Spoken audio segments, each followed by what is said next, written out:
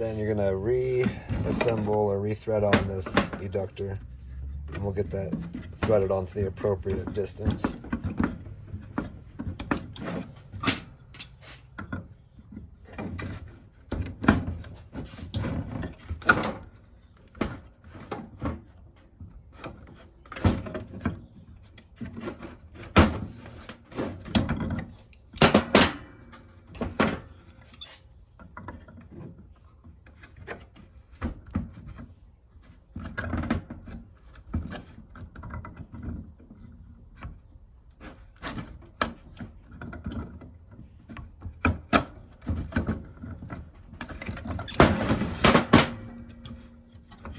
And now we got an 1/8 inch instead of a 1/4 inch.